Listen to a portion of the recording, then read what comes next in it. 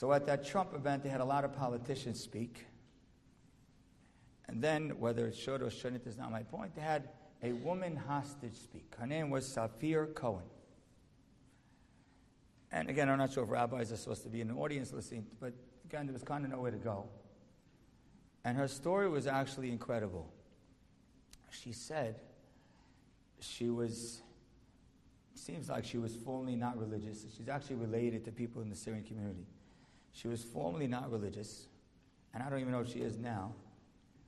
She says, but in the middle of the summer, or maybe a few months before that, she started to feel like something's bothering her, something's sick inside of her. She went to a few different doctors, and they determined that there is something wrong.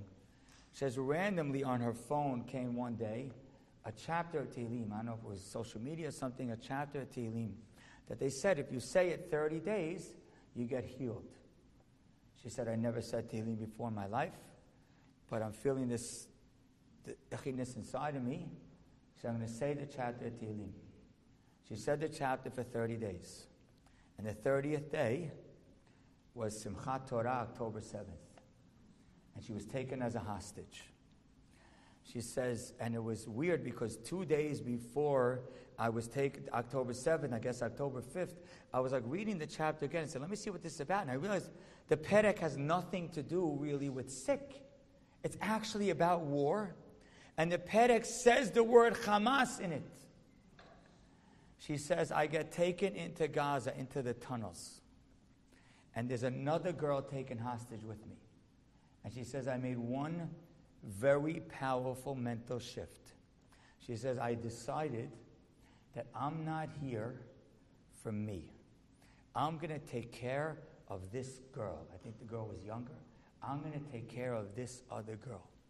And my whole time I became possessed with taking care of this girl. Make it even funny. They were about to take us into the tunnels, and the girl was nervous. And I said to the girl, listen, we're in Gaza anyhow. The greatest attraction in Gaza is the tunnels, so we might as well see them. And everything I did was for this other girl.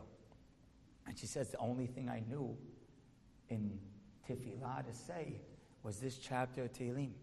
And she kept saying it and saying it and saying it. And she was freed.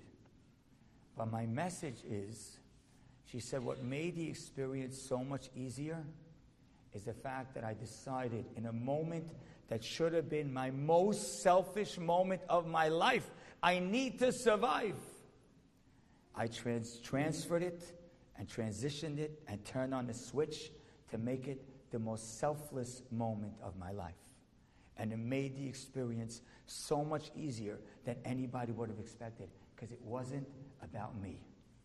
No one here is selfish. No one listening is selfish. No one is ever vicious and says, I want to take your stuff. I want to leave you with a mess. I want to make you wait. I want to make you annoyed. I want to make you uncomfortable. I want to make you feel insulted. Nobody does that. But sometimes we're lowering the barrel and we don't realize it could fall. Sometimes we're not selfish. We're just clueless. And I hope today we can realize that every time you walk into a room, don't say, how are they going to respond to me? How are they going to talk to me? How much attention am I going to get? Instead, get yourself armed like a warrior to take from you. I'm going into this house. How can I help? What am I going to do? What is my action going to mean to other people? How am I impacting them? And maybe then I'll able to be a focused, careful person. Because maybe then I'll be the kind of person that realizes that 2 + 2 is 4. And maybe, if we got the message today, maybe this Sunday, we'll clean the high chair. Thank you. You've just experienced